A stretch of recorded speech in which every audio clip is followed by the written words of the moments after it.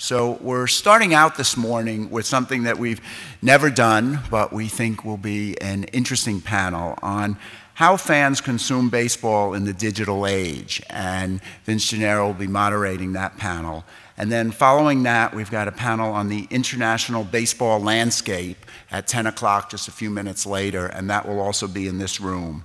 At 11 o'clock, we have two research presentations. Bill Petty will be presenting Quantifying and Understanding the Consistency of Pitchers, and that will be here in this room. And then at the same time upstairs in the Phoenix Ballroom, Louis Paulus will be presenting If You Build It, Rethinking the Market for Front Office Personnel. And then immediately following that in this room will be the SABR Analytics Conference Research Award presentation for contemporary analysis. Then we'll all head up to lunch. Lunch will be in the atrium where it was yesterday. At 1:15, we have a prospect analysis and evaluation panel. That will be in this room. And that will be followed almost immediately by Telling Stories in the Age of Sabermetrics, which will also be in this room. And at 3:30, Bloomberg Sports, which originally was going to be on the first day, will now be doing their presentation, Next Generation of Analytics. Dan Cohn of Bloomberg Sports will be joined by Kyle Evans. Kyle's the special assistant to the president and GM of the Cubs. And then we'll have a conference wrap-up, and we should be finished by about 4:30. So now I'll turn it over to Vince for the first panel.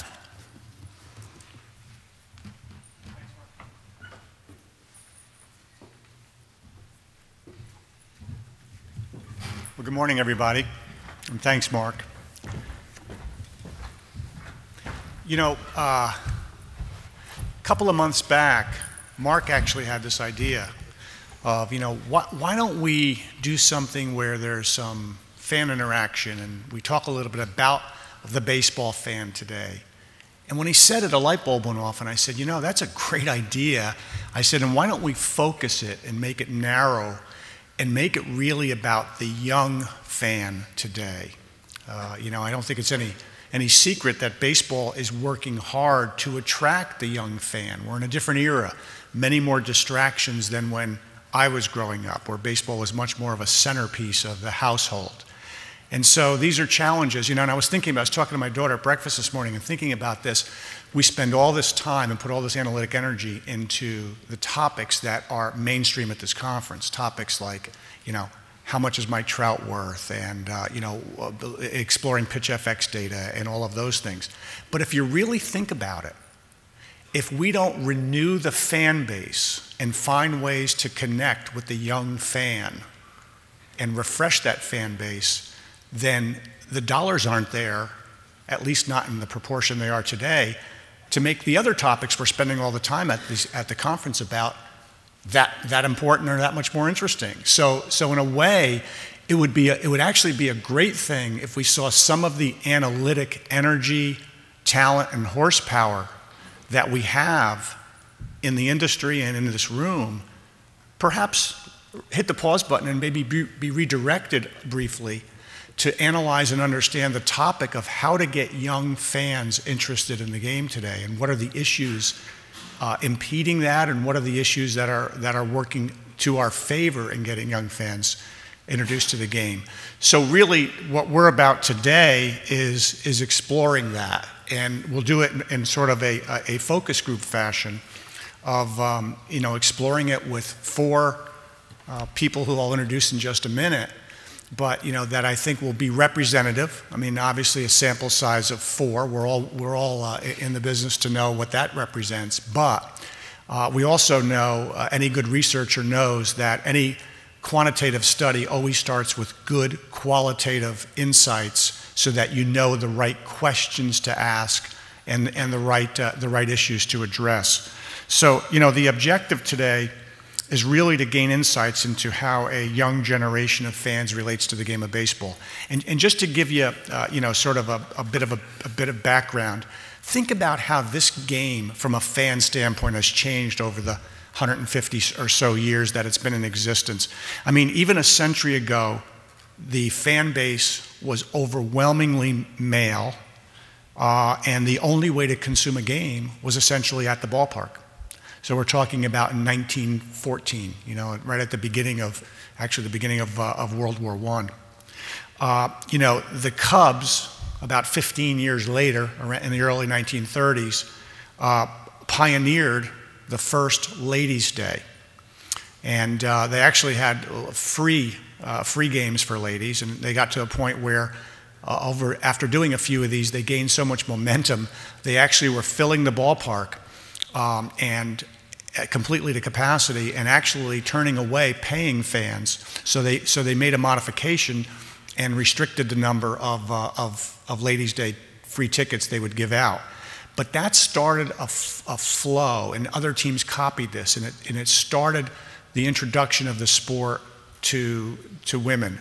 And of course, it grew from there. On a parallel timeline, you know, we began to see games recreated through the telegraph and turned into, you know, I guess you'd call them artificial or recreated radio broadcasts, and then live radio broadcasts, and then of course TV. And now every game's available on your iPad or your laptop or even your smartphone. You can watch it in split screen, you can watch 4 games at once, you can rewind to create your own replays. The fan now controls the viewing experience.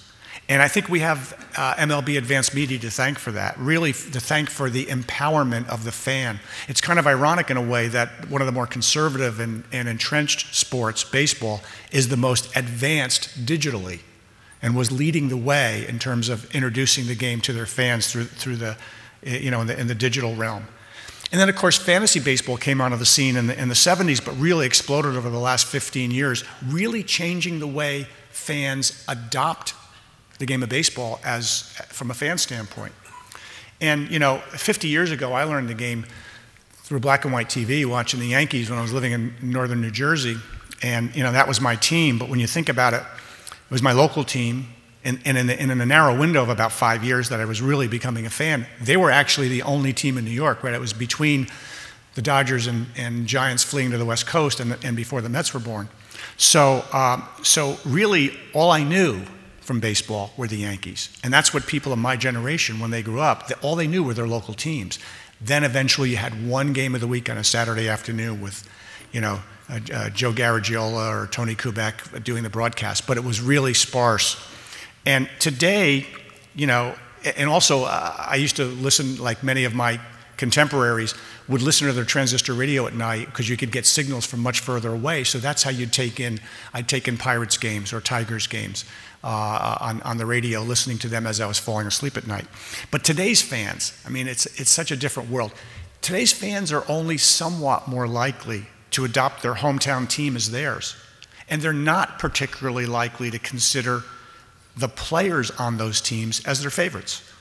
There's no real bias there to the hometown in that sense. They're more likely, their favorite players are more likely to come from their fantasy leagues.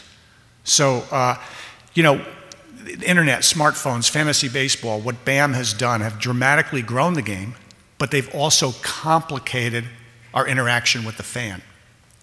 And complicated it from a team standpoint and an MLB standpoint on how to get your brand out there and how to create those connections and cement them. So this session's really all about hearing from a sampling of young fans who happen to be avid fans, but in a focus group type setting, to hear about their attitudes, perspectives, behaviors, how they adopted the game. And again, I said it's to gain insights, it's to understand how they interact with the game, how they attend and watch games, how they get their baseball information, how they relate to fantasy and the role it plays, and how they become fans of a team or players, the role that the baseball websites that we're all familiar with or maybe not familiar with play, and even the role of analytics in their understanding and appreciation of the game. So with that as a preamble, I'd like to have our panel introduce themselves, and we'll start with Louis. Louis, if you can just tell us your age, your hometown, what school you're at, and your favorite team and favorite player. Sure. Hi, my name is Louis Paulus. I grew up in Cleveland. I'm 21 years old, and I'm now a senior at Brown University in Rhode Island. I grew up a Tribe fan. I recently converted to the Reds. My favorite players growing up were everyone on those great Tribe teams of the 90s, Lofton, Vizquel, Tomei. Now I'd probably have to go with Danny Salazar. Okay, go ahead, Olivia. All right, I'm Olivia Wyatt. I'm 18 years old. I go to school at Tufts University. I'm a freshman. I'm originally from Minnesota, and so my favorite team is the Twins. I adopted my hometown team. And two of my favorite players growing up were Justin Morneau and Denard Span. I'm Hunter Gilbertson. I'm a junior at NYU. I grew up in Chicago. My favorite team is the Cubs. When I was younger, controversially I guess now, my favorite player was Sammy Sosa. Now I like Javier Baez. He's a Cubs prospect. And if I'm going non-Cubs players, I like Bryce Harper a lot. Yeah. I'm Jake Soder, 22 years old. I go to Elon University. I'm a senior. I'm originally from Northborough, Massachusetts, so my favorite team is the Red Sox. Grew up with them, obviously, loved the great, or the not so great teams in the 90s, and then got a little bit lucky in the 2000s and have had a pretty good run of success since then. So I know people tend to think we're a little bit spoiled up in Boston, but I do love my Red Sox, so that's where I'm from. Well, that's great, and thanks for taking the time this morning to be part of this. Let's start out by talking about what was your earliest memory or connection point to the game of baseball, and why don't we start with you, Jake, down that end. And, what was it that you remember early on and that sort of maybe perhaps sparked your interest in the game? Well, I don't know if it was really one instance. I know that I've been a Red Sox fan my entire life, and as is the case with most Red Sox fans, it's kind of almost a religion. So it's like, how did you become what you are in terms of religion? Nobody really knows. You just are as a Red Sox fan. So I grew up right when I was born being a Red Sox fan. My earliest memory was my first game. I think I was 6 years old, which would be '98, I guess, which is when the Red Sox had Mo Vaughn at that point, which is, I guess, ancient history at this point. But that was my earliest memory, and from that moment forth, I just fell in love with the team. And how about you, Hunter? I think the earliest vivid memory I have of going to a baseball game was actually a game up in Milwaukee. It was Brewers-Cubs, and it was the game that Brant Brown dropped the fly ball. It was during the '98 season, and the Cubs blew the game. And I just looked at my grandpa. I said, "What happened?" I was really confused. I was upset. And they said, "You have a lifetime to learn." Yeah. But yeah, so I mean, I was hooked that season watching the home run race. I guess I could give Sammy Sosa the credit for making me a huge baseball fan. And then the thing that really hooked me even further was 2003. I went to a Cubs-Cardinals game, and it was in June, I think. Corey Patterson got hurt that game, missed the rest of the season. But I mean, I loved the atmosphere, and I fell in love. Olivia.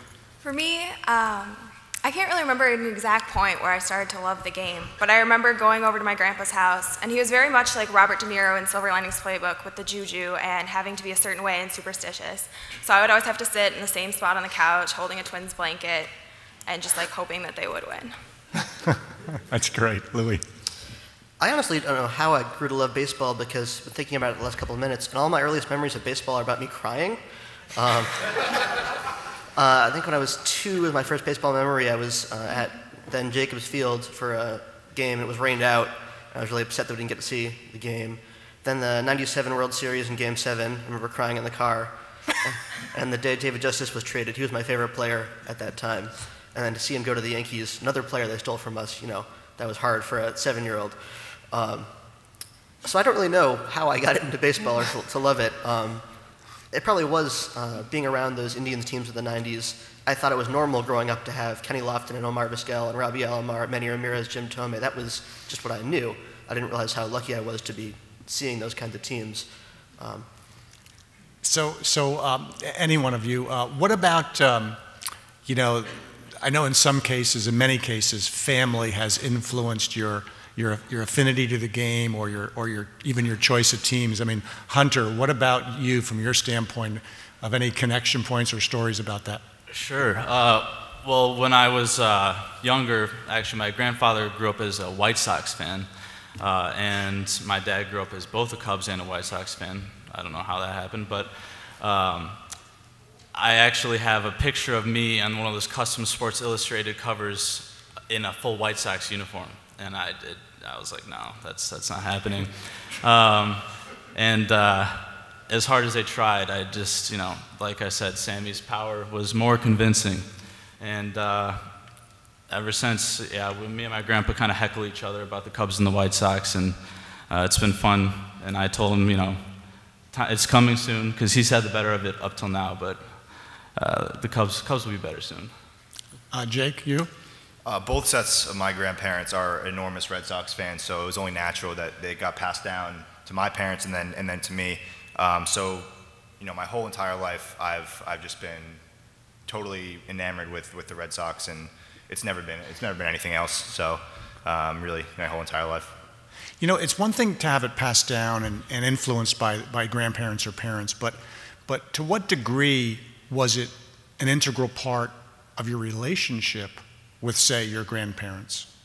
It's a huge part of it. Still to this day, I mean, every time they come over to my house, I go over to their house. If it's in the summer and the game's on, we're watching it. So, and if we're not inside, if we're out, you know, hanging by the pool or something, the game is coming over the radio, and we're all intently listening to it.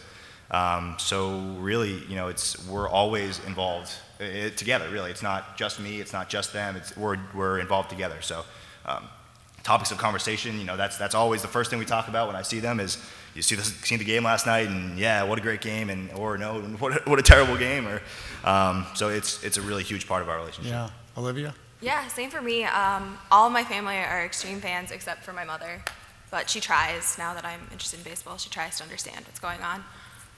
But it's just something that connects us and brings us together, even though we're scattered across the country and the world, that there's just a way for us to stay connected through baseball. No one else in my immediate family likes baseball very much, so I don't know how this happened. My parents got caught up in the Indians in the 90s a little bit. I think that's the spark that inspired me, but by the time I was 4, I think I cared a lot more about baseball than they did.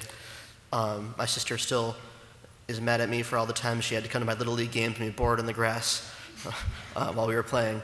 But both of my grandfathers, I think in a way, influenced the way I saw baseball, though I don't think this to the same amount that did for you guys. My paternal grandfather was a radio host in Cleveland and Pittsburgh for a few decades, so he got to interview some of the great players. I remember him telling me about meeting Jackie Robinson and Stan Musial, so I sort of got a sense of the history of the game through him. Then my maternal grandfather, he was on, he loved, I guess, the more literary side of it, or the more entertainment part. He actually used to root against all Cleveland sports teams, so I still don't know where this came from. But he introduced me to Casey at the Bat, and he did some vaudeville performing when he was a kid, so he loved Abbott and Costello. So Who's on First, I could recite that from memory when I was in kindergarten, thanks to him and my dad. Well, that's great. You know, and I can tell you, as someone who does a lot of focus groups with baseball fans, and some of my work I do with major league teams. Although most of my work is on the baseball operations side, I also do work on this side of the equation. And I can tell you that I consistently hear the kind of cross-generational, intergenerational connection that baseball means to the family. And it's not just something that's, as I said, passed on. It's like Jake was articulating. It actually becomes kind of woven pretty deeply into the fabric of the relationship itself. Perhaps not as much with the parents in some instances, because the parents are interacting with the child on so many more levels, but oftentimes it becomes really central to the grandparent relationship. So I guess one of the things that speaks to, as in terms of building the fan base, in a way, you know, as we age, we play a role in that, right, in terms of passing it on to people in our sphere, to young people. And so that's just something to keep in mind. Well, let's talk about what was it about this game of baseball that captivated you? You know, anybody can start, but what is it about baseball that either got you interested or continues to retain your interest today? And by the way, maybe those are two different things. Maybe what got you interested and what keeps you interested are different, but I'd love to hear from you. For me, it was the mental aspect of the game, the mind games that pitchers and hitters play with each other, and the strategy that's involved in every situation of the game. And I guess it was only natural then that I would become a pitcher later in my life, and then that was my primary position, because I wasn't the most physically imposing guy on the mound, but I really thrived by playing those mind games with hitters and strategizing in my own head and going about the game that way. So from an early age and all through high school when I was playing, that was really what grabbed me and kept me involved. Yeah, interesting. Yeah, for me, I guess what I really fell in love with at first was just, I guess, every spring. It was going to the ballpark when the weather started to get better, just experiencing that feeling of eternal optimism, that we get at the beginning of the season. There was nothing like it. There's no other feeling in any sport that you get, like spring training baseball. And also being a player myself, just having that kind of be a parallel at the same time. And as I've gotten older, obviously I've become more interested in analytics and how baseball is played and how it actually works. And for me, that's continued to keep me heavily interested in the game. For me, it was always just a family thing and how we kept connected. But once I reached high school, it was get up every morning at 5:30, get home every night at 9 p.m. And it was just always really hectic. And baseball there's no clock. There's no rush. You can just take time and enjoy what you're doing, who you're watching. And it's really relaxing, and it was a way to escape from all the stresses that I had in life. Interesting, yeah. I can think of two things that I think influenced what captivated me about baseball. Again, the Indians teams of the 90s. I can't express how great it was to grow up with those teams. Great time, one of the only great times in Cleveland sports history. But it was that and the numbers. The story my mom tells everyone that she meets is that when I was in T-ball, when I was 4 or 5, my teammates would come in from the field after an at-bat and they'd say, "What's my RBI now, Louie?" And the thing I'm embarrassed about that is that I used RBI. I don't think I did that even when I was 4. But it was that combination of having the numbers there that really told the story of the game and then having such a great game to watch. That's what did it for me, I think. Interesting, yeah. And so, in some cases, I think what we'll find is that the thing that instigates it is the connection with the parent or the family or with friends, but as it goes on, you begin to appreciate and understand the nuances of the game, and Olivia alluded to this, and it becomes bigger than just the family connection, although that can often stay a big part of it. How does your relationship with baseball compare to your relationship with other sports? What other sports are you interested in? I know, Hunter, you're a big Chicago sports fan, really across the board. But how do you compare your relationship with baseball to your relationship with, in your case, the Blackhawks in hockey and the Bulls and so forth? I would say that I have a stronger connection to baseball compared to the other sports. I mean, I just grew up in a sports house. My dad is sports junkie, is basically like a stats encyclopedia, and it kind of just started sports in general as him quizzing me on stats, and baseball is really the most stats-oriented game of the sports that we follow in the house, and so that kind of, and on top of the fact that I played, it made the connection deeper and more meaningful to me. So personally, it's just it's the aspect that you can get into the numbers, you can get into the game.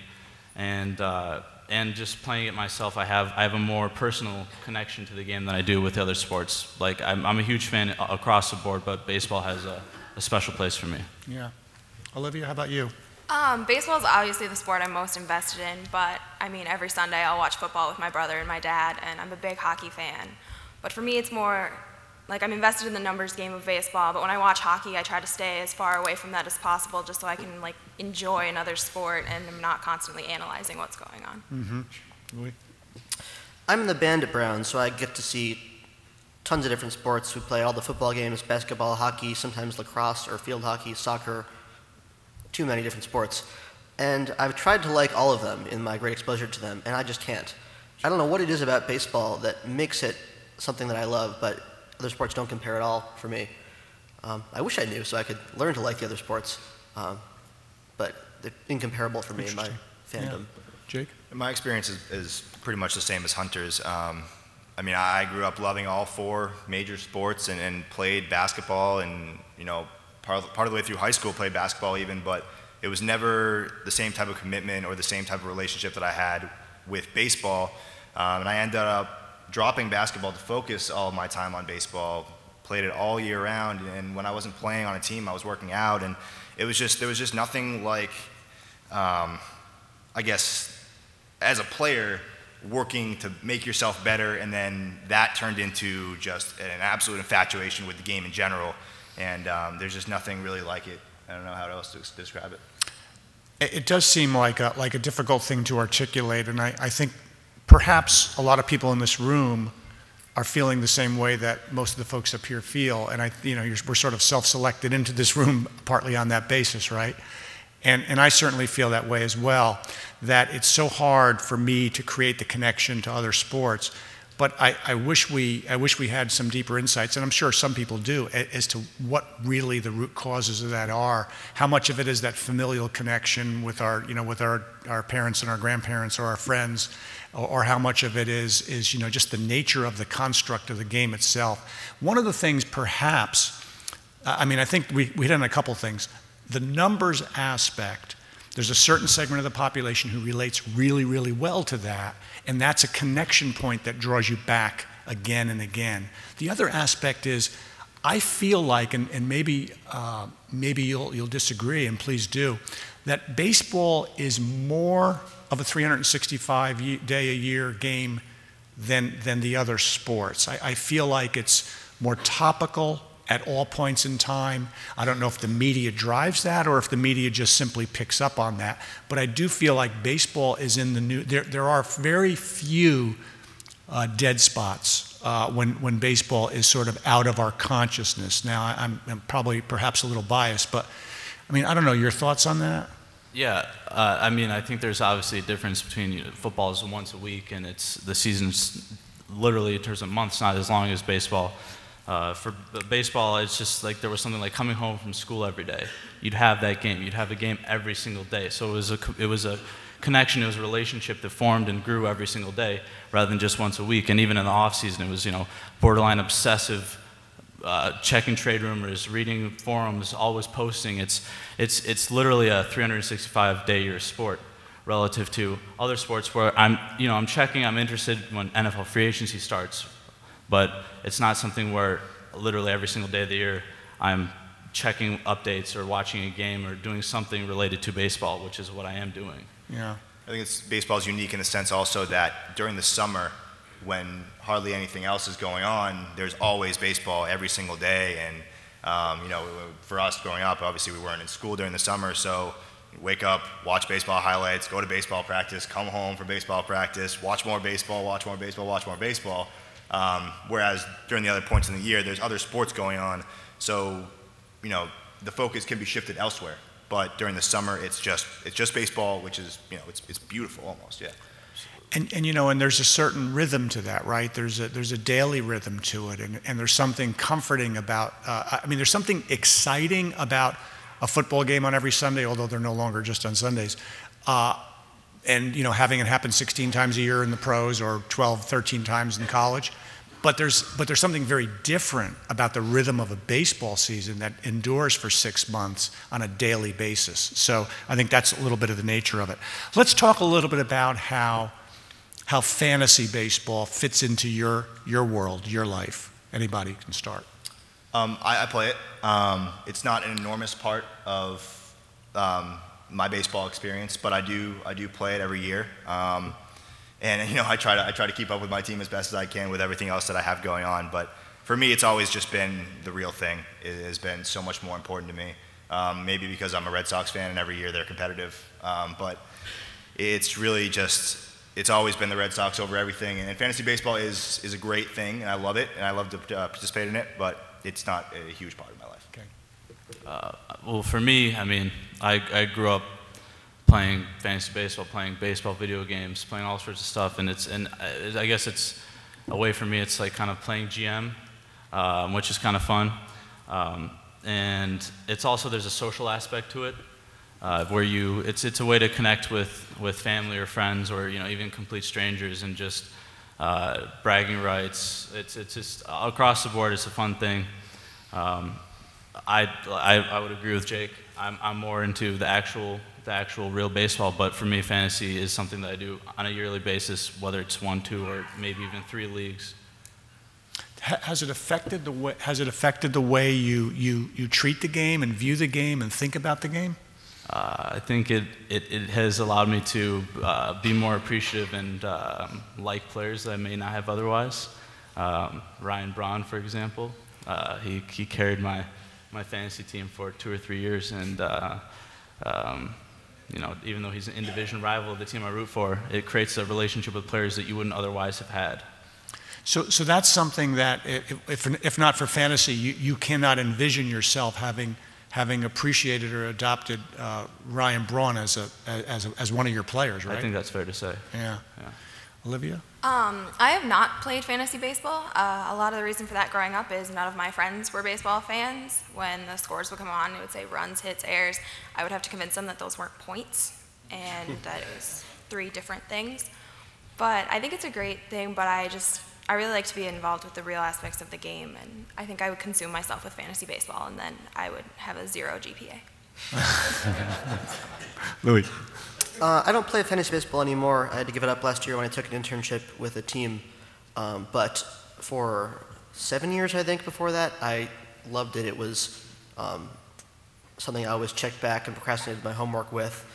I had these traditions I did every year on draft day, and my teams always seemed to follow the same pattern every season. For some reason, I think for the first 5 years I played, I always lost the first 3 weeks and then ended up winning the division. I guess we're late bloomers on my team. But I really did love it, but I don't play it anymore.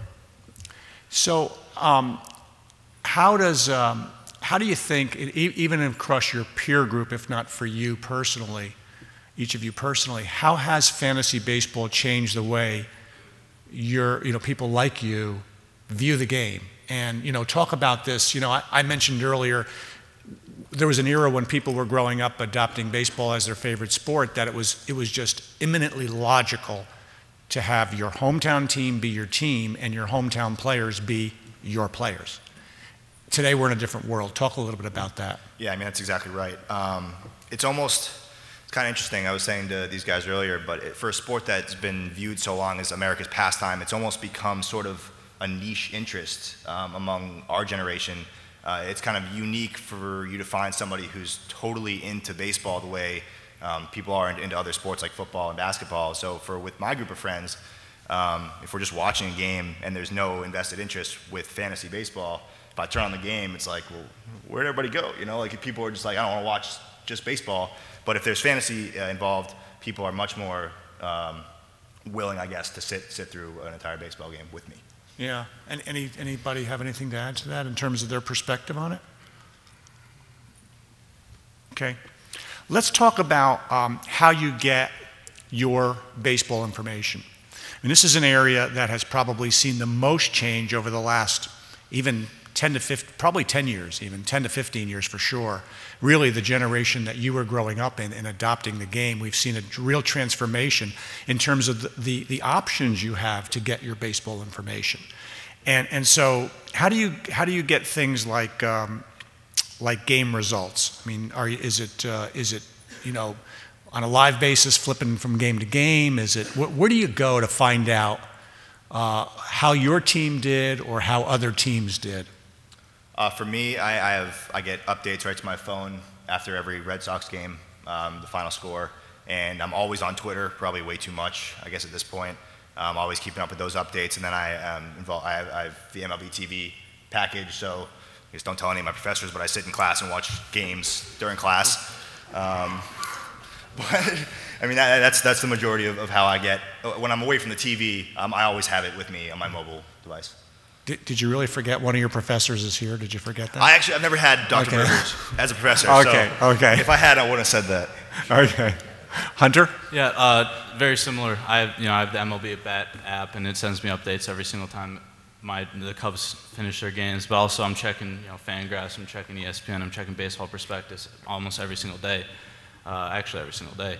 And I also have the MLB TV package. I'm watching on my phone or my iPad or my laptop or my TV almost pretty much every single day.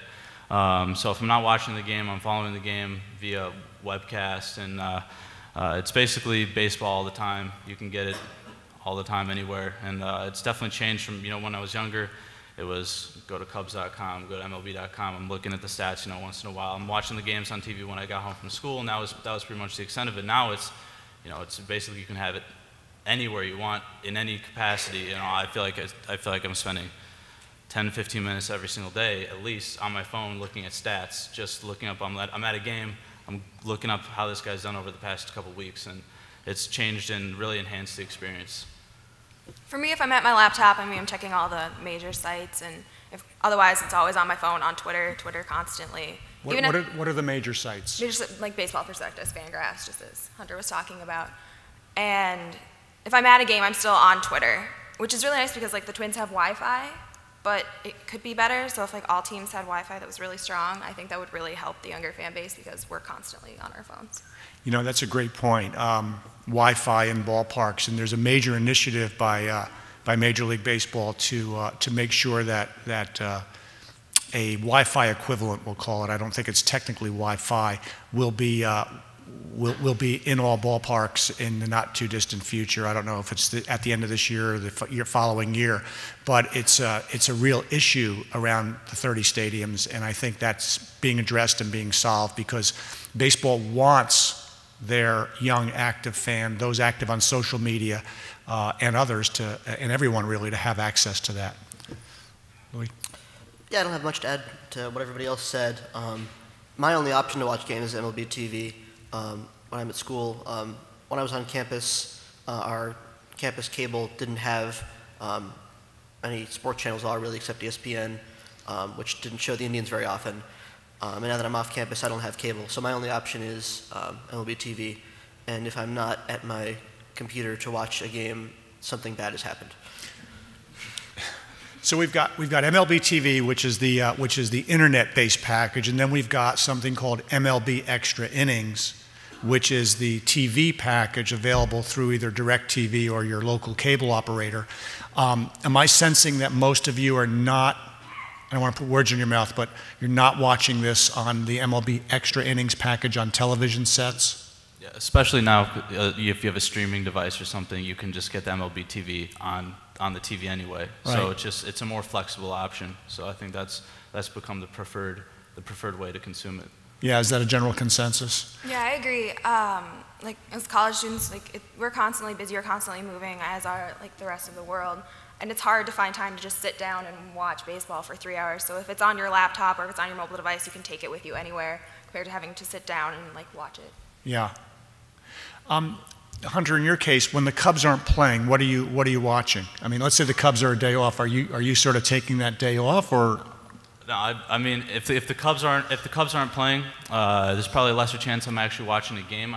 There's still a good chance I'm watching a game, but I'm still consuming baseball, and I'm still reading, 15 articles on X or Y player, and yeah, I mean, I think that the great thing about the MLB package, the MLB TV, is that it gives you every single team.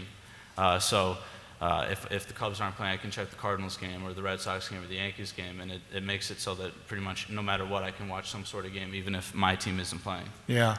Jake, what about you? If the Red Sox have a day off, what are you doing? If the Red Sox have a day off, I'm probably watching the Yankees game, rooting for whoever they're playing. Yeah. Yeah. Being honest. Sorry. No, that's okay. No, I know. But yeah, no, it's either that or going in, like Hunter said, reading up on Baseball Prospectus or any one of those sites, or even ESPN.com, and taking that day to recharge and get ready for another 10 days of baseball. So. And how much, particularly for the two of you, how much is at that point, maybe when the Red Sox or Cubs aren't playing, following your fantasy players, and are you watching games maybe that your best fantasy player is playing in? Yeah. MLB TV actually has a cool feature. You can set it so that it monitors your fantasy players. So, I mean, sometimes you'll just be sitting there and it'll say your fantasy player's about to come up to a bat. You click on it and just switch back and forth, and it's really cool just to be able to get a live view of pretty much everyone on your team. Yeah. Interesting. Anything to add on your sense? No? So what about social media? I mean, you mentioned Twitter. I mean, where does social media fit into your connection to baseball? Is it something that you're active in terms of getting the word out through social media from your perspective, or are you looking at social media more as a source of information for you on baseball, and what kinds of information? I think for me it's both. For me, I'm involved in media a lot at Elon, so I'll take information in a lot. I'll use it as a news source, and then from that, I'll funnel it through, I guess, my Twitter account, and I guess use it as a way of giving information to the public. So for me, it's I kind of use Twitter as almost a channel in that sense. Yeah. I try to stay away from being a participant in social media, just 'cause I think that's a dangerous area to get into. Well, you got a little Ozzie Guillen in you, or what? No, just extra precaution, just being safe. But I do like to use it as a source for maybe, you know, there are certain people that I follow who they'll post an article, they'll send a link to it, or someone who I'm following found an interesting article that I wouldn't have otherwise seen had I not seen their link to it on their Twitter. Yeah. So I like it. It's a nice way to kind of catch articles or interesting tidbits that may have fallen through the cracks that I wouldn't have caught on the front page of BP or Fangraphs. But as a participant, I try to stay neutral. Yeah. Olivia? For me, I'm definitely on the receiving end of Twitter. I mean, just as Hunter, like following, trying to find different articles. But I also think it's really great when you're following like players, because you get to see a more humanized aspect to them, and you can see what they're really going to say, and not necessarily what you're going to get when they're in a proper interview, and just them like talking with their friends, or you can talk to them, so it makes them seem more tangible than they used to be. That's a fascinating point, you know, about players' Twitter accounts. And, you know, I happen to follow Brandon McCarthy, probably because of his connection to this conference over the years. And you really do see a side of players. And I wonder if does that affect your affinity and relationship to a player and how you feel about players? I mean, talk a little bit about that, anybody? Yeah, I think it definitely does, especially if they're not on the team that I root for. If they're not on the Red Sox, I can pick out a player. I follow Brandon McCarthy also, and he's phenomenal on Twitter. So you get to see a different side of players, like you were saying, and you get to almost become, I guess, a part of what they're thinking, and you get to attach yourself to them, which is really cool. Because if you don't follow them on a day-to-day basis, like we would with our favorite players on our favorite teams, it's a unique way to get involved with what they're doing. Yeah, I think it adds a whole nother layer to the experience of the relationship. Just you think like the HBO has their show where they follow a team, and it kind of adds, you know, it adds that element of kind of relating to the player. For following players, I don't know, it just makes you feel like you have a more personal relationship with them. I don't know how else to describe it. It just makes you more invested in how they're doing. And it might make you more interested in a player that you wouldn't have otherwise been. Yeah. Like Brandon McCarthy, he posts crazy, hilarious things all the time, and it makes you more of a fan of someone that you may not have appreciated as much before. And do you follow players on your team as well? And are there you know, most of the players have active Twitter accounts, or not that many these days? I'd say a good number do. Not all of them yet. Who's a Cub that's particularly interesting to follow on Twitter? Oh man, the Cubs really. I guess Jeff Samardzija is interesting. Okay. He's got more of a outgoing personality, but I think one of the more interesting guys in the league is Puig. He's a very interesting character, to say the least. Yeah. Are there any Twins who you follow? Yeah, I follow most of the Twins who have Twitter accounts. Brian Dunsing and Glenn Perkins have a lot of back and forth on Twitter, which is kind of fun to see, like their relationship, and you can see players' relationships viewed like through Twitter. Red Sox, I'm sorry. Yeah, for me, Mike Napoli is extremely interesting. He's quite a character, but I also find it interesting. I follow, for example, John Lester, and he has a bunch of different things that he does in the community, because obviously he's gone through cancer and has a huge personal connection to that. So it's really interesting to see all the things they're doing in the community. They'll post updates and pictures from their visits to the children's hospitals and stuff like that, and it's a really great opportunity to see a different side of those kinds of players than what you see on the field. I interrupted you, Olivia. Oh, no, it's fine. I was just going to go on to say that how like some players choose not to have Twitter accounts, like Joe Mauer, he like refuses to create a Twitter account because he doesn't want to get involved in that world, because there is a lot of controversy that also goes on in Twitter, and it's hard for some players to. Sure. And Louis, what about you? Is Twitter and social media a big piece of your sort of baseball interaction? Yeah, not as much now as it used to be. When I was more active in writing, I still write for a couple sites, so I'm still active on there to some extent. But back when I was like I said, an everyday blogger, I used to run a site about the Indians. I was on Twitter all the time, talking to other Indians fans and bloggers, interacting with them. A lot of my story ideas came from discussions I had with them, and I still do that to some extent now, but not to the same extent. But yeah, Twitter's been great for me for that networking purpose, or at least half a dozen people here whom I've met and recognized from Twitter, whom I've interacted with a lot, but I never actually met in person. So that's definitely good for that if you're into blogging and analysis. So let's shift gears and talk about a different way to consume the game, a way that that I certainly grew up with and my generation grew up with. That's going to the ballpark. So let's talk about where does going to a ballpark, the ballpark, fit into your consumption of baseball? I mean, how frequently? Who do you go with? What's that experience like versus the other way you consume the game? Jake? It's an enormous part of how I consume the game. For one, because Fenway Park is an experience in itself.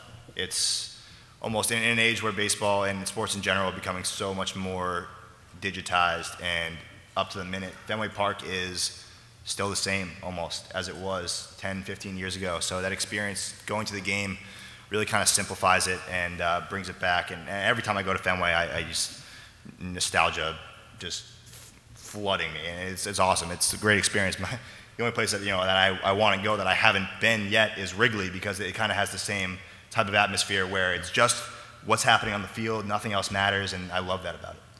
And how often do you get to make it? I know you're now down in North Carolina, although not in the middle of the summers, presumably. So how often do you get, or did you get growing up, to go to Fenway? Growing up, maybe 3 to 4 games every year. Now it's a little less frequent. I try to go once or twice during the summer. I never had season tickets or anything, so it was always a huge treat when I got to go. But I would try to go as much as I possibly could. Yeah. Hunter? Yeah, when I was younger, obviously I could go to more games. I lived in Chicago, or the suburbs, so I'd go to double-digit games every single year. It was a huge part of how I would like to consume baseball. I try to get out to the park as much as I possibly can. I feel like, as much as I enjoy consuming baseball digitally, there's nothing that comes close to the experience of actually being there and just seeing the speed and the action and really the impressive athleticism of these players up front. It's a whole nother level that you don't experience by watching it on TV. Now, when you were growing up in Chicago and being a diehard Cubs fan, would you also occasionally go down to Comiskey or USL? Oh, yeah. A bunch of my good friends are White Sox fans, so I've been to White Sox opening day. I'm a baseball fan. I'm a Cubs fan, but I'm also a baseball fan. So I was lucky enough to live in a town that had 2 teams. So I've been to the Cell countless times. I've been to Wrigley Field even more. So yeah, baseball in general, I love consuming it live. It's a great experience. Olivia, what's your experiences with Target Field or Metrodome? I go to Target Field all the time. We've had season tickets the past few years. So last summer I spent probably every home game there except for 5 during the summer. And each time I would just bring a different friend, or like my brother and I would go to most games together, which was really fun. It's great going to games just because you're surrounded by, when the Twins were good, it was 40,000 other fans. Now it's 30,000 or 20,000 other fans. But it's still, there's a lot of fans there that you just all come together and you're all cheering for the same team, hopefully. Yeah. It's really fun. That's great. Louis? I had the fortune this past year to be working for a team, so I got to go to see most of those games, which was fantastic. Before that, I basically would go as much as I could afford to. I made it my goal every summer when I came home from school to go to enough games that I wouldn't miss them when I went back to school, and I never met that goal. I don't know that I ever could have, but I'd go as often as I could. And so, for any of you, who are you attending these games with? I mean, I think, Olivia, you mentioned your friends oftentimes, right? But, growing up, was it, were you going with your parents? Were you going with your friends and your friends' parents? I mean, who were you going to games with, and who are you going to games with these days? I do go to games with my friends as much as I can, but the first game that I ever went to was a game that my dad took me to, and ever since then, there's really been nothing like going to a Red Sox game with my dad. It's a huge part of our relationship, and it's a really, really important thing that we can do together. That's great. I have a very similar experience. I'd say when I was younger, before I was able to go downtown by myself, I went to games pretty much with my dad as often as possible. As I came to be old enough to go downtown by myself, I would go to more games with my friends, but there's something about going to the game just with my dad. It really is a huge part of our relationship with each other, and it's one of the ways we bond, and it's one of the ways that we connect, and it's just like the two of us can just go and talk sports the entire time, and it's just like it's a really awesome family experience. I think that's a huge part about getting into baseball is the family aspect. It's a big part of why I got into it, and I think that's a big reason why a lot of the people I see and I know got into baseball. Growing up, it was always me and like my dad and my brother would go, and I would always be the tag along. So I would just be like, "Can I come too?" And then they'd be like, "All right, yeah, we just have to get another ticket." And so I really just like spent most of the time with my brother. I really look up to him. He's like my best friend, and he really helped me like get involved in the game. When I was little, I'd go to the games with my whole family, my parents, my sister, and me. Then my sister got old enough to say she didn't want to go, and then it became just my dad and me. And I guess through high school and then college, it started, I would go with some friends more, but I would go with my family because that way I don't have to pay for it. But it is still great for the nostalgia to go with my family when I can convince them to come down. So Louis, let me start with you then. So what's your perfect baseball experience? I mean, we've talked about all the different ways you could consume the game itself. What's your, I don't even want to restrict this to your perfect way to take in a game. I mean, what is your ultimate baseball experience? If you had 3 hours to spend on baseball, would it be sitting in the stands at Great American Ballpark, or would it be working on your next research project, and if it was sitting at the ballpark, who would it be with? What's your ideal 3 hours of baseball? It would be sitting right behind home plate for a very well-played, important game. The company wouldn't matter that much, just as long as I'm there to see it. Okay. For me, being with one of my best friends, she's also a big baseball fan, so it's good to be with her. And I'd actually like to be in like the last row of target field and the outfield, and just the characters that you get out there and like the cheapest seats are the absolute best, and it would just be hilarious. Hunter? Going to a game at Wrigley with my dad. I mean, just experiencing that anywhere in the ballpark. I wouldn't be too picky. Just getting to experience a middle of the summer, hot day, day game, Wrigley Field. It's the classic experience for me. There's nothing better. Yeah, I would. I kind of touched on it before, but I'd be there with my dad, and kind of what Olivia was saying. I'd probably be in the bleacher seats at Fenway. You just don't get the kind of characters anywhere else that you do out there. Hopefully, I wouldn't get any type of drink dumped on my head, because that's happened before. But I mean, it's just there's nothing like the experience of being with the core of the fan base way out there. And I would like to be at a Yankees game, because I've never been to a Red Sox-Yankees game, which is just obviously one of the things on my bucket list. It would be with my dad, though, definitely. That's great. Now I'm going to turn this around a little bit. Instead of talking to you as fans, I want to talk to you as advisors to Major League Baseball. So now you're in an advisory committee here that's going to recommend to Major League Baseball what they can do to continue to build a connection to fans like yourself. So give me some thoughts and ideas on something that you would like to see done differently or changed or amplified that's already existing on how baseball can better connect with your peer group. I think maybe one of the parts of the disconnect with our generation is that people haven't grown up educated enough about the nuances of the game. So maybe in-game things like kind of almost educating the people who don't know so much about the game, because with us, we love watching baseball because every play there's something going on. But for the casual fan, it kind of just seems like a slow game where nothing's really happening, when in fact, so much is happening.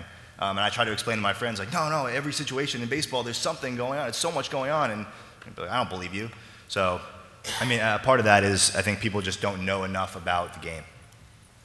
Yeah, I mean, I'm a numbers person, so selfishly, I would want more readily accessible information while you're at the game. because I like looking into the matchups. I like looking into, you know, every single detail, shifts and all sorts of stuff. So just having more information, I guess, but they're already started to head in that direction with trying to amplify the internet in the stadiums. But I guess finding a way to really optimize that and make it as accessible as possible while you're at the game. Not taken away from the game so that people are staring at their phones the whole time, but just a nice way to make it kind of be a seamless complement to what's going on the field, just to add another layer of comprehension and understanding to what's going on. That's what I would hope.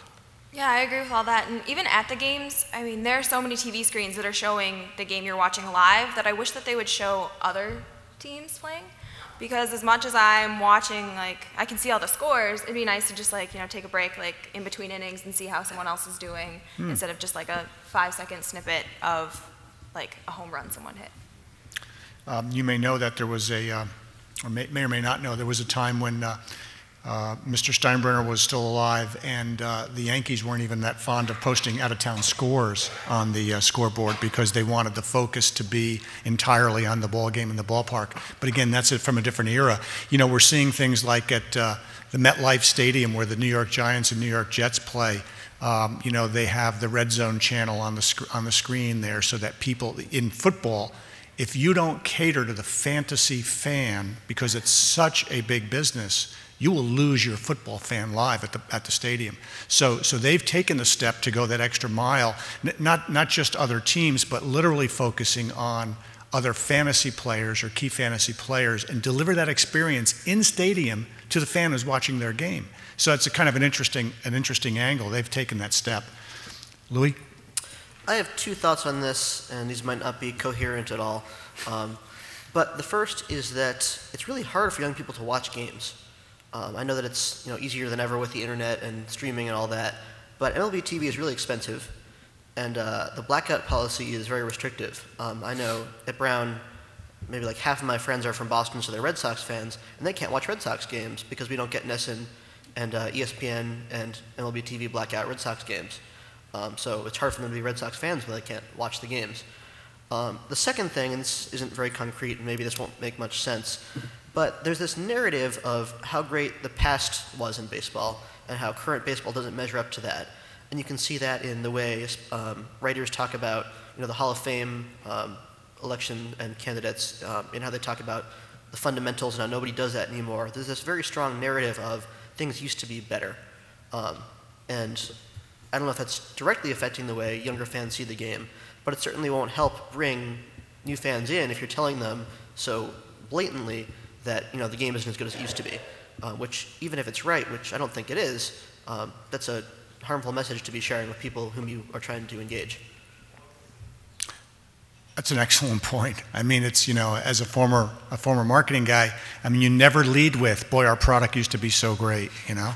It's just a bad place to start any message. And I think it's an interesting point, and I think I actually never really thought consciously about it, but of course, I mean, the more we romance in the wrong way, I guess, in a certain way, the history of the game, if we don't do it in a nuanced way, it creates an implication about the current game and doesn't cast it in a fond light. Pretty soon we're going to open this up to questions, so I'll go with one final question to this group, and that is, I'd like to hear your thoughts on a subject that gets a lot of attention, both for the whole fan base, but in particular as it pertains to young fans, and that is your perspective on the pace of play and the length of time of games. And I want to know if this is an obstacle, a deterrent, an issue for either you or your observation of some of your friends who perhaps aren't quite as avid as you. For me, it's not. For me, I could watch baseball for 5 hours and it's not an issue. But for the majority of my friends who aren't as enamored with the game as I am, it is an issue. That's the major complaint I think I hear from people of my age, is that it's just too slow, it takes too long. And I'm not sure if there's any way around that, just the way the game is played. I think that it's not any different than it used to be. I just think it's more amplified.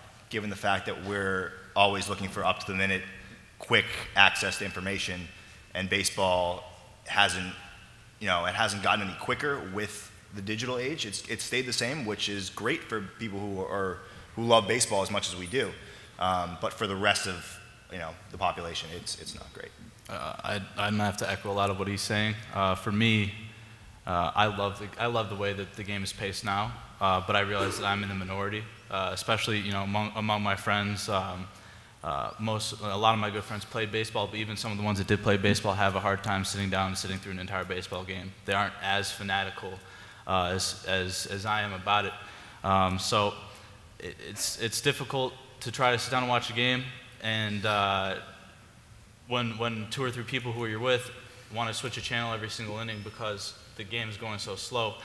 And I think it's going to be really difficult to find the right balance, because I think the speeding up the game will, from my perspective, is a negative, because I think that the slow pace, or not necessarily slow, but the pace is one of the endearing aspects of the game. But as it's been talked about a lot, speeding up the game is one of the ways to get more casual fans involved. So I think there's going to have to be a compromise at some level, and it might be better for the game in the long run, the survivability of the game, to speed it up, even if that's not necessarily what I would like. I definitely agree with both of what they're saying. I actually got one of my friends, who's not a big baseball fan, to watch a couple spring training games with me, and we happened to watch like the first game where the new instant replay came into play. And both instances in the Twins game, it was just 2 minutes long, but she was just like, okay, this is boring, like why isn't something happening? And so, as much as it would be good to speed it up to keep more fans, the pace of the game is what makes baseball great. I agree with all of that. I think it certainly is a negative thing for a lot of casual fans. I love the pace of it. You ever watch one of those MLB.com condensed games? It's not the same. You can watch a game in 10 minutes, but it doesn't feel right when you just see every pitch back to back and every play. There's no anticipation, there's no thought. It's just, it doesn't work as well when it's just the action. And I'm just wondering aloud now, thinking about the way I answered the last question, is I wonder if we'd be better off responding, with saying the pace is a positive thing, instead of the typical answer is, yeah, it's boring, but it's also good for these other reasons. I think that a lot of baseball people accept the premise of the question that the pace is too slow. Mm-hmm. I think maybe if we framed it as, it's not too slow, it's the way it should be, rather than trying to make excuses for it, that might help. It's interesting you bring that up, Louis, because to that very point, I've done a lot of focus groups with, literally, I've spoken to hundreds of fans across casual fandom to avid fans. And with pretty good consistency, what I hear is when you're at the game, the pace is a virtue, because there is often a social aspect to the game, and there's a social rhythm. You're really not conversing during an NBA game. It just doesn't sort of fit. Yeah, at the timeouts, I guess you can. But you have a certain social aspect to attending a baseball game live. The between pitches gives you that. And that's actually a positive and a virtue. When you're sitting at home or sitting somewhere else and watching TV and you're in a totally different mindset and a different mode, it can become a negative. So there's an interesting dichotomy there. I wanted to open this up to questions if we could.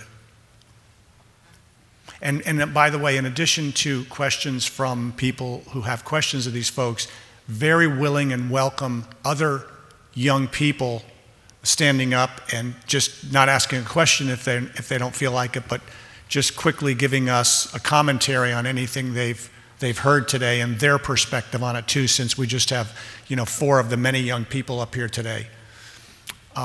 Who's got the mic? Yes, I just wanted to get the panel's reaction about pace of the game, because studies have shown that it's the money ball, people walking, taking more pitches has slowed the pace of the game. But it seems to me that you could quicken the game by not letting these batters go out and like Nomar Garciaparra checking his glove every time, and limiting the amount of appearances that a manager or coach can come out. I mean, things that could be done, even if you're there, I think that would enhance it. And I want to know, I'm just concerned that baseball is going to just, lose a lot of casual fans. And I don't mind the pace, but these are areas I'm wondering how you all feel that there could be changes with the union and MLB, you know, for the overall betterment of the game looking into it. Anybody? I'm biased. Like I said, I like the way it is. I think some of those ideas could definitely help with the casual fans. But for me, and I think a lot of baseball fans who are really into the game and the way that it is now, those are little nuances that we love about the game. So, yeah, I think it's a difficult situation because it, like you said, it alienates the casual fans. But if you change it, it may alienate the people who really do care about the game. Yeah, just to piggyback off of that a little bit, you mentioned some of the routines that players go through when they're up at bat, and while that may make the game a little bit longer and make some casual fans a little bit less interested, I know that growing up, for example, Nomar Garciaparra would be up at bat, and he would do his, you know, everything he used to do with his batting gloves and all that. I would know that by heart and memorize it and do it myself. So I think baseball's unique in the fact that superstition is woven into the fabric of the game, and it's just a huge part of it. So for the avid baseball fan like we all are, it's a positive. It's not a negative for us, but I do agree that for the casual fan, it can be a little bit annoying, I guess. I also think that that ties into what I was saying about the narrative, the game isn't as good as it used to be. And you sort of, and maybe didn't mean this for yourself, but the implication that Moneyball has made baseball less fun. If we take that as, you know, accept that that's true, then why would a new fan want to come watch the game when they know that it wasn't as good as it used to be? Okay. You know, for me, the only person I could ever meet and be... Stand up, Matthew. Sure. The only person I could ever meet and be truly starstruck is Gary Cohen. I grew up a Mets fan, and he was the voice of the Mets throughout my life, from WFAN to SNY. But I think only a Mets fan could really understand that. So for you guys, what is something that only you as a fan of your team could understand? It's a great question. I think it's right along the same lines. When I'm not at the game or I can't watch it on TV, I'm listening to the Red Sox radio station, WEEI, and Joe Castiglione has been a staple of that station for forever, and he has become the voice of the Red Sox. So for me, that's, whenever I hear his voice, it brings me back to, you know, when I was younger, and that was what I knew about the Red Sox. So. Okay, yeah. So for me, watching the games, it's always listening to Dick Bramer and Bert Blyleven in the TV booth talking. And then whenever they bring Tom Kelly in there, and he just is very proper and has all these sayings and little nuancy things that just, it makes it a Minnesota kind of thing. Two things that only a diehard Cleveland fan can understand. First is that Tom Hamilton is the best play-by-play man in all of baseball. And the second is that Omar Vizquel should be in the Hall of Fame. I mean, I have the same. The Cubs changed their announcers, you know, a handful of years ago. But the radio announcer Pat Hughes has been there the entire time. I've been a Cubs fan. So for me, it's kind of cool. Like you said, on MLB TV has a little option where you can change the audio feed. So, I mean, my dad used to do it where he'd mute the TV and put on the radio while the broadcast was going on. So sometimes, you know, for a little nostalgia, I'll do the same with the MLB TV options, and I like that. Todd? With so much garbage out there on Twitter, who do you find to be valuable to follow? I'd like to hear from each of you on that. I love following sports writers. I think that the more that I follow, the more different opinions I can digest and form better opinions of my own. So I really, really enjoy following as many sports writers as I possibly can. Yeah, I think pretty much read as much as you can on baseball, and if you find someone who you feel like is like-minded with you in the way you think and the way you digest baseball, that's pretty much the process that I've gone through when I've decided who to really pay attention to. And over time, I've grown fond of certain writers, and that's how it's progressed. I mean, for me, I follow writers as well as execs, and as you said, there are plenty of like garbage Twitter people out there. But it's also interesting to see what some of them have to say, because a lot of it is very crazy, and it might spark something that I had never thought about before. Interesting. Three things I look for from online baseball stuff, whether it's in the form of 140-character tweets or long-form articles. I want it to either convince me of something that I didn't agree with before, tell me something I didn't know, or make me laugh. So if you can do any of those things, then you're probably worth following. That's great. Who's got a mic? Yes, stand up, please. So, as baseball fans, or fans of your team, what's your most favorite moment and least favorite moment? For me, most, as a Yankee fan, the Aaron Boone home run in 2003. Least is a tie between Luis Gonzalez's blooper and the 2001 World Series, and Johnny Damon's grand slam in the 2004 ALCS Game 7. Well, I want to start this one because my least favorite moment is Aaron Boone's home run. I almost wanted to ask him a question the other day when he was up here, or just pretty much tell him that he made me cry when I was 11. But we got a lot of crying going on today in this panel. I don't know. My most favorite moment, I guess, would have to be the 2004 World Series. I was sitting on the couch with my dad, and as soon as Edgar Renteria hit that hopper to Keith Folk at the mound, and we were going to make the last out, I just remember he grabbed me, and I was just like, "What is happening?" And that was the greatest moment I've ever experienced. I don't think I've ever seen my dad that emotional about anything. So it really stands out for me. Being a Cubs fan, there are plenty of bad moments. If I had to pick, everyone goes back to Bartman, but not for me. It's also another moment in that game was Alex Gonzalez botching the double play ball, which was, for me, always a bigger reason that the Cubs lost that game, where you could go back to Game 1 in the series. Grudzelanic also botched a double play ball in the 9th inning. But to go for a positive moment, I was actually at Game 1 of the series and saw Sammy Sosa hit the home run to send it to extra innings, so that was unbelievable. The whole stadium I thought was going to break. Wrigley was just going crazy, and that was undescribable, and I can't wait to experience something close to that again. For me, my best and worst moments probably come in both Game 163s that I've seen for the Twins. I mean, losing 1-0 to the White Sox with Jim Thome hitting a home run and then winning 6-5 and 12 was just unbelievable. Is anyone here from Cleveland? So you guys know what the catch means. 1996, Kenny Lofton jumped about 12 feet in the air to rob a home run. I still remember where I was when I first saw it, and I watch that replay at least once a week. It's the greatest play I've ever seen. So that was my best moment. My worst is probably going to be Game 7 of '97, and I'll try not to cry again this time.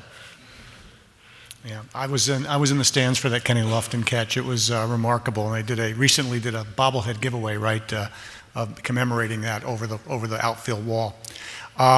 Let's take one more question, and then I've got a few wrap-up comments, please. So I have a comment leading into a question. I'm originally from Los Angeles. I moved to Boston to go to college, and I found that actually the move across the country away from my hometown team made me appreciate the Dodgers a lot more. I felt like I became closer because it was a way in sort of this new environment to feel connected with my hometown and where I was from. And so I wanted to know, you all have gone to college, and I believe that you all went to somewhere that isn't within the bounds of your team's area. So I wanted to know how going to college affected your appreciation of baseball. For me, it just so happens that where I go to school at Elon is about 25% from Massachusetts, so I am surrounded by a lot of Red Sox fans, but you're right. When I'm home, I'm just another Red Sox fan, and when I'm at school, it's amplified a lot, whether that's because I like to think that we're better than everybody else and I like to show it, or just because I miss my team and follow them in ways that I haven't been able to before, online, and it's not always on TV, so I feel more of a connection to it that way. But yeah, no, you're absolutely right. I do feel more connection to my team being away.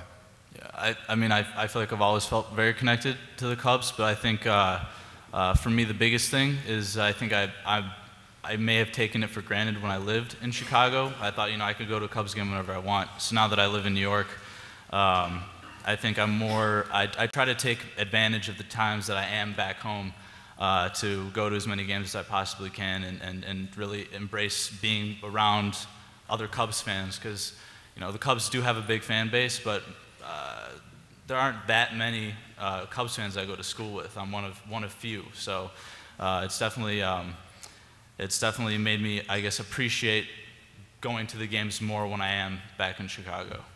Yeah, no, Sam, I totally agree with you that, like, moving across the country, I've become much more connected with my team. Just because, like, at Tufts, like, a class of, like, 1,300, I think maybe 10 are from Minnesota in my class. So, like, having a couple of fans there, it's, like, more bonding for just, like, being around your own team. I agree completely. For, I guess, about half my life, the Red Sox were my second favorite team. I adopted them in '03 because I needed someone to beat the Yankees. And so for like most of high school, I wore a Red Sox hat most of the time. The Indians were still my favorite team, but I liked the Red Sox, and I was more comfortable with a B on my head than Chief Wahoo. But then I went to school in New England, and suddenly I didn't care about the Red Sox anymore. So, I don't know, being the Cleveland representative at school reawakened the Indians fan in me, and pushed the Red Sox pretty well to the side. Well, that's terrific, and thanks for your great questions too. I wish we could go on for longer, but it's time to wrap up, and I just wanted to make a few comments. You know, a lot of what we talked about today is baseball being passed on through family, but also baseball gets passed on through baseball mentors. And I want to acknowledge Wayne McDonald. Please stand. And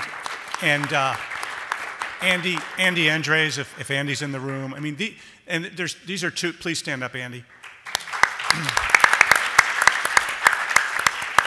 And I know there's many more of you, but these are people who dedicate a lot of their life to passing the great game of baseball on to these people. And I just want to congratulate them because, you know, you're part of what keeps this train rolling, this train of baseball. And I think, you know, it's an obligation that we all have, right? If we love the game, and I think it comes very natural to a lot of us, but just particularly, I wanted to single the two of you out because of the enormous amount of time and personal time that you dedicate and commitment to mentoring young people and introducing them to the game at a level that goes way beyond just being a normal fan. So thanks for what you do. And hopefully you've enjoyed today. And you know, you listen to these folks and it kind of gives you a sense our future's in pretty great hands. But that's the good news. The bad news is this isn't exactly a cross-section of America up here, right? So I think there's still a lot of work ahead of us, but I think this is the model. Thank you.